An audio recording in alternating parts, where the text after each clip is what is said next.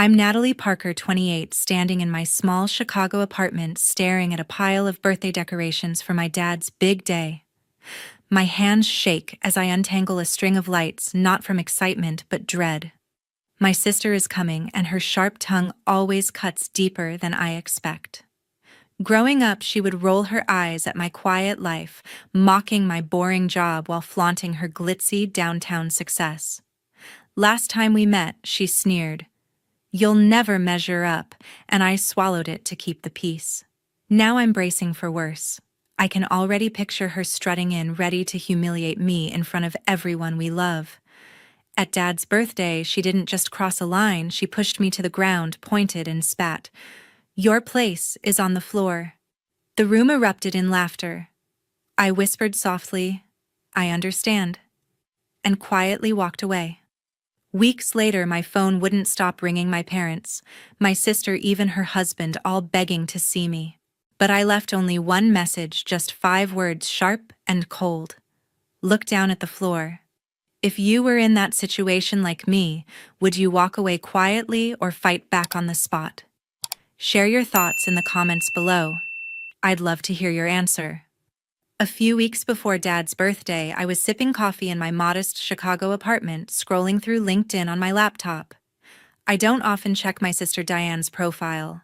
Her posts are a relentless showcase of self-praise, but curiosity tugged at me that morning. Diane Parker, my older sister, had just shared an update that hit like a slap, a photo of her in a polished downtown office captioned, "Another $1 million deal closed." Not everyone can keep up, especially those stuck in dead-end office jobs. The jab was unmistakable.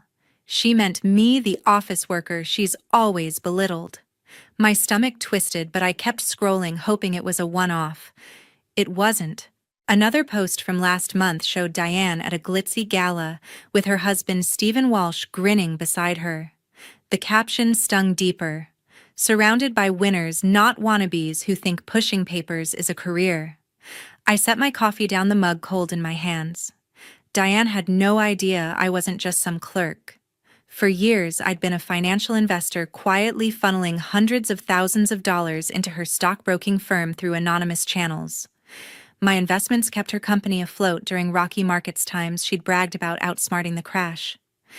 I never told her, or anyone, not even my dad James, who raised me to value the work over the spotlight. But Diane's words on LinkedIn, so public and cruel, brought back that old ache of being invisible in her eyes. Growing up, Diane would scoff at my quiet ways, my choice to live simply in our suburban neighborhood.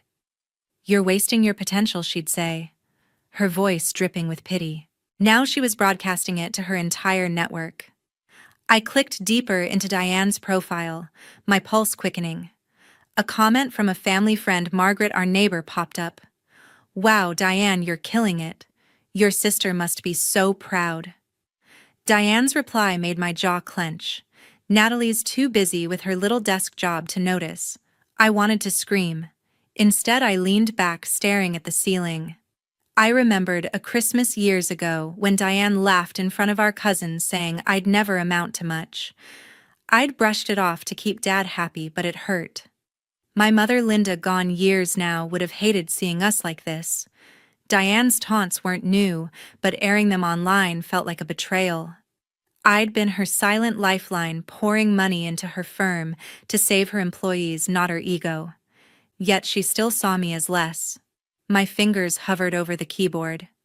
I could comment, reveal the truth about my investments, and watch Diane squirm. But that wasn't my style. I'd learned her need to one-up me stemmed from her own insecurities. Instead, I messaged my business partner, Richard Coleman, confirming our next investment move, another boost to Diane's firm, hidden as always. I told myself it was for her team, not her.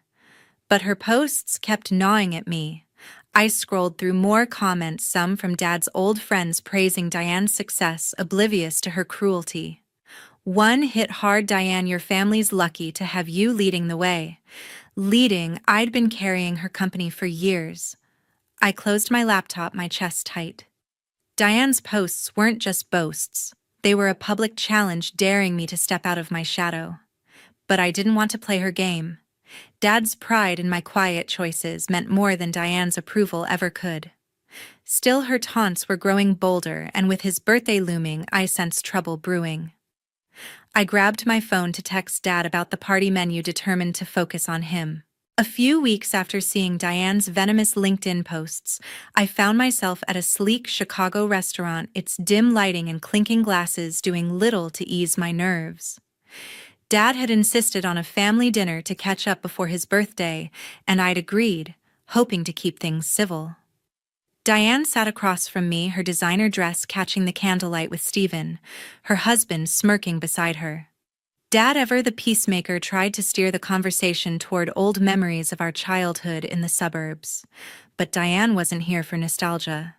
She leaned forward, her wine glass glinting, and fixed her eyes on me. "So, Natalie," Diane said, her voice sharp enough to cut through the chatter, "still slaving away at that little desk job of yours?"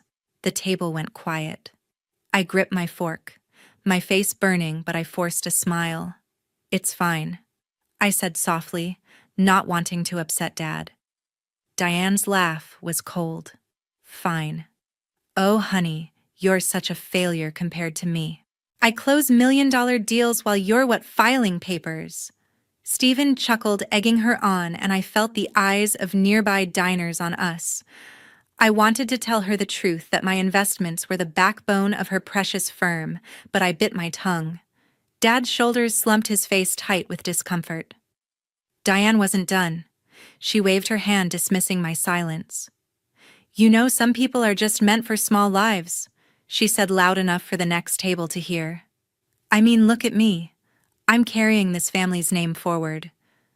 My chest tightened, but I kept my eyes on my plate, refusing to give her the reaction she craved. Dad tried to change the subject, mentioning his plumbing work, but Diane cut him off. "Oh, Dad, let's not bore everyone with that," she said, her tone dripping with condescension. I saw the hurt flicker in his eyes, and it took everything in me not to snap. Then came the bill, $400 for Diane's extravagant orders of wine and steak. She slid it toward Dad with a smug smile. "You got this right. I mean, I'd pay, but I'm saving for our new condo." Stephen laughed again, and I felt a surge of anger. Dad, ever proud, pulled out his wallet, his hands trembling slightly. I wanted to stop him, to tell Diane she was out of line, but I knew it would only make things worse. "I'll cover it," Dad said quietly, his voice strained. Diane leaned back, satisfied, while I swallowed my rage. She'd humiliated us both, and, for what to prove, she was better. As the waiter took the payment, Diane leaned toward me again. "You should thank me for showing you how real success looks," she whispered, her words like a blade. I met her gaze, my voice steady, despite the storm inside. "I see it clearly," I said, low enough for only her to hear. She smirked, thinking she'd won, but I was already replaying her words, her arrogance, in my mind. I'd spent years propping up her company, saving her from collapse, and she dared to call me a failure. The thought of Dad's quiet sacrifice for her ego made my blood boil. I excused myself to the restroom, splashing cold water on my face to calm down. Diane's cruelty wasn't new, but this public display felt different, bolder, more vicious. I thought of Linda, our mother, who'd always preached kindness over competition. She'd be ashamed of Diane now. As I stared at my reflection, I realized this dinner wasn't just a one-off. Diane was escalating, and Dad's birthday was next. I dried my hands, my resolve hardening. I'd keep the peace for Dad's sake, but Diane was testing my limits. A few days after that humiliating dinner, I was in my Chicago apartment sorting through birthday decorations for Dad when the doorbell rang. I opened it to find Diane standing there, her arms crossed, eyes blazing. She didn't wait for an invitation, pushing past me into my living room. "We need to talk, Natalie," she snapped, her voice sharp as ever. I shut the door, my heart sinking. I'd hoped to avoid her until Dad's birthday, but Diane clearly had other plans. She spun around, her designer heels clicking on my hardwood floor, and pointed a manicured finger at me. "Do you have any idea how embarrassing you are?" Diane said, her tone venomous. Dad fawns over you like you're some saint while I'm out there making this family look good. I stood frozen, her words hitting like a wave. She was furious not because of anything I'd done, but because Dad loved me, maybe more than her. I took a deep breath, trying to stay calm. "I'm not trying to compete with you, Diane," I said evenly. She laughed, a harsh sound that echoed in my small space. "Compete? You're not even in my league. Your pathetic little life, your cheap apartment, your boring job. It's a disgrace to our family name." I clenched my fists, her words slicing through me. She had no clue I'd been bankrolling her company, pouring hundreds of thousands into her firm to keep it afloat. I'd kept it secret not for glory, but to protect her employees, and honestly, to avoid her gloating.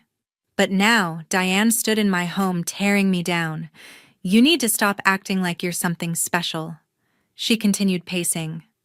"Dad's birthday is coming, and I won't let you ruin it with your sad, simple act. Change your ways, or you're not invited." Her threat landed like a punch. Not invited to Dad's birthday. The one I'd been planning for weeks. I thought of Dad, how he'd always defended me, even when Diane belittled me. I remembered a time years ago when Linda, our mother, was still alive. She'd caught Diane mocking my modest dreams and pulled her aside, saying, "Your sister's heart is worth more than your pride." Diane hadn't listened then, and she wasn't listening now. I wanted to tell her the truth, that her success rested on my investments, but I held back. She'd only twisted into another way to claim superiority. Instead, I met her gaze. "I'm not the one embarrassing anyone," I said quietly, my voice steady despite the anger bubbling inside. Diane scoffed, tossing her hair. "Keep telling yourself that. But if you show up to Dad's party looking like a nobody, don't expect a seat at my table." She stormed toward the door, pausing to deliver one last jab. "You're lucky I even bother with you."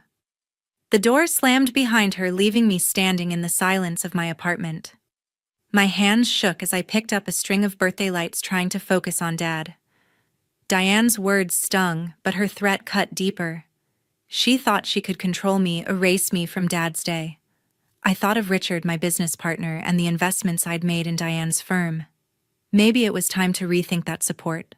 I sat down, staring at the decorations. Diane's visit wasn't just a tantrum, it was a line in the sand. She'd always seen me as less, but now she was trying to push me out entirely. I wouldn't let her ruin Dad's birthday, but I also wouldn't let her walk over me anymore. I grabbed my notebook to jot down party details, my resolve strengthening. A few days after Diane's confrontation, I stood in Dad's suburban Chicago home, taping streamers to the living room walls. The scent of his favorite meatloaf baking in the oven filled the air, a small comfort as we prepared for his birthday. Dad shuffled in carrying a box of old party hats, his smile warm but tired. "You're doing too much, Natalie," he said, setting the box down. I shook my head, tying a balloon to a chair. "It's your day, Dad. I want it perfect." But my chest tightened with worry. Diane's threat to exclude me from the party lingered, and I feared she'd turn this celebration into another stage for her cruelty. Dad noticed my silence and sat beside me, his calloused hands folding a paper tablecloth. "You're thinking about her, aren't you?" he asked, his voice gentle. I nodded, unable to hide my unease. "Diane's been intense lately. I'm scared she'll ruin this for you." Dad sighed, his eyes distant. "She's always been competitive, even as a kid. But you're my rock, Natalie. Don't let her dim your light." His words hit deep, stirring memories of Linda, our mother. She'd loved birthdays, always making them about family, not show. I remembered her baking Dad's cake one year, laughing as she smeared frosting on my nose. That warmth felt so far away now, with Diane's venom poisoning everything. I taped another streamer, my hands trembling. Diane's recent words, calling my life a disgrace, echoed in my mind. I hadn't told Dad about her visit, not wanting to burden him. He'd always tried to keep us close despite her jabs. "You think she'll behave tomorrow?" I asked, half hoping. Dad chuckled, but it was hollow. "I'll talk to her.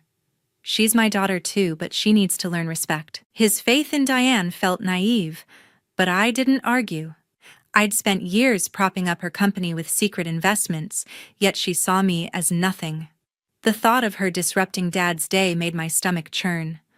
We moved to the kitchen where I checked the meatloaf while Dad arranged photo frames on the table, pictures of us as kids, Linda beaming beside us. "Your mom would be proud of you," he said, holding up a photo from my 10th birthday. "She always said you had a quiet strength." I smiled, but my throat tightened. Linda's values, kindness, humility, were what I clung to even as Diane mocked them. I wondered what she'd think of Diane now, parading her arrogance, while I silently kept her firm afloat. I pushed the thought aside, focusing on the task.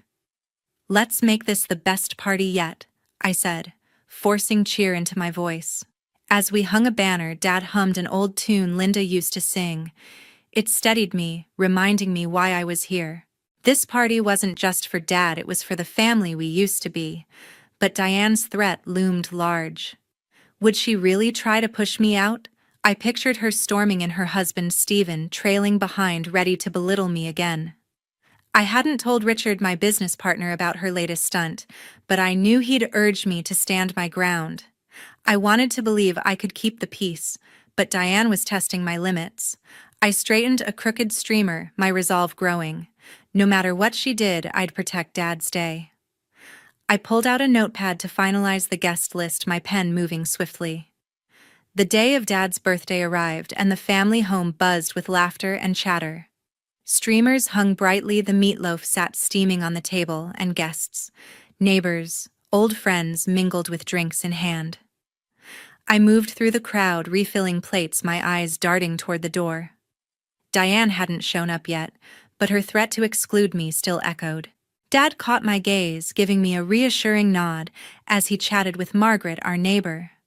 I forced a smile, hoping the night would stay peaceful. But when Diane strutted in, Stephen trailing behind her, my stomach knotted. Her sharp eyes scanned the room, locking onto me with a smirk that promised trouble. She made her way over her heels, clicking loudly, drawing attention. "Nice little party," Natalie Diane said, her voice dripping with sarcasm. "Did you spend all week on this?" I ignored her, adjusting a centerpiece, but she stepped closer, her presence suffocating. Dad tried to intervene, raising his glass for a toast, but Diane cut him off. "Oh, let's not pretend this is anything special," she said loud enough for heads to turn. I clenched my jaw, focusing on a stack of napkins. I'd promised Dad I'd keep the peace, but Diane was already testing me. As we sat for dinner, I took a seat near Dad, hoping to stay out of her line of fire.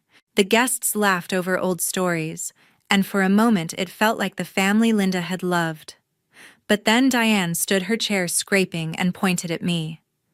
"You know, Natalie, you don't belong at this table," she said, her voice cutting through the chatter. Before I could respond, she reached over and yanked my chair back. I stumbled, crashing to the floor, my hand scraping the hardwood. The room erupted in laughter. Stephen's loudest of all as Diane loomed over me. "Your place is on the floor," she spat, her words sharp as knives. The guests' laughter grew, some assuming it was a cruel joke, but Dad's face paled, his hands gripping the table. I looked up at Diane, her smug grin burning into me.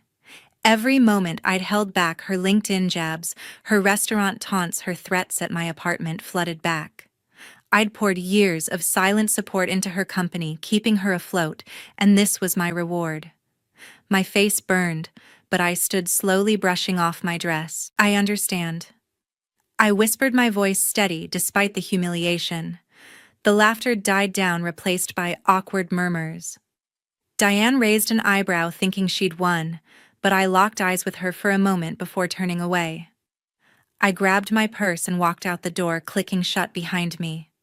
Outside, the cool Chicago air hit my face. I leaned against the porch railing, my hands shaking.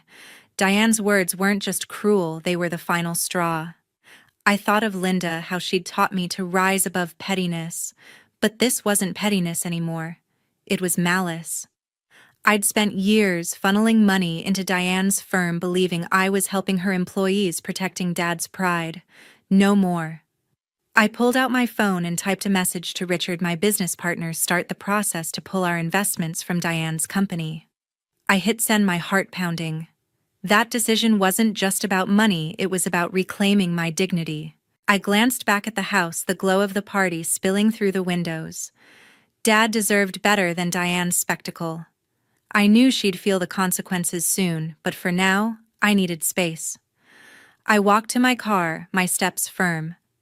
Moments after I stepped outside, the front door of Dad's house swung open and Richard, my business partner, hurried toward me.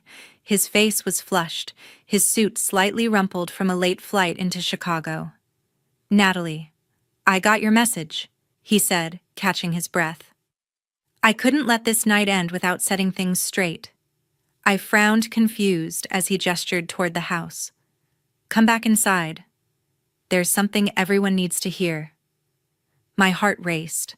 Richard wasn't one for theatrics, but his urgency pulled me back through the door, the party's chatter still lively within.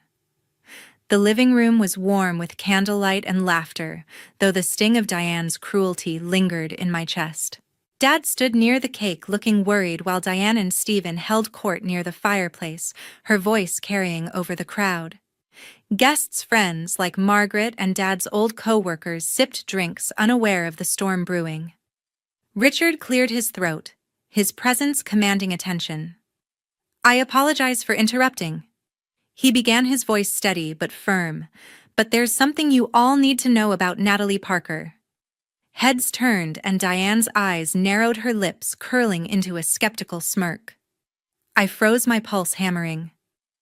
Richard had never been to one of our family gatherings before, and I hadn't expected him to show up tonight. "Natalie has been more than a friend or colleague to me," he continued, scanning the room.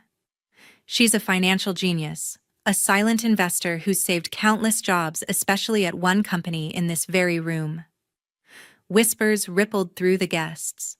Diane's smirk faltered, and Stephen shifted uncomfortably, his glass clinking against a table. I wanted to stop Richard, to keep my secret safe, but his words pressed on, relentless. "For years, Richard said, Natalie has funneled hundreds of thousands of dollars into Diane's stockbroking firm anonymously through our partnership. Her investments kept it afloat during market crashes, saving employees and their families." The room fell silent, Forks pausing mid-bite. Diane's face drained of color, her eyes darting to me, then back to Richard. "Without Natalie's funds, Diane's million-dollar deals would have crumbled long ago." Gasps echoed. Margaret's hand flew to her mouth, and Dad's eyes widened, his expression a mix of pride and shock. Diane stammered, her voice sharp. "That's ridiculous. My firm's success is mine." Stephen placed a hand on her arm, but she shook it off, her cheeks flushing. Richard raised a hand, calm but unyielding.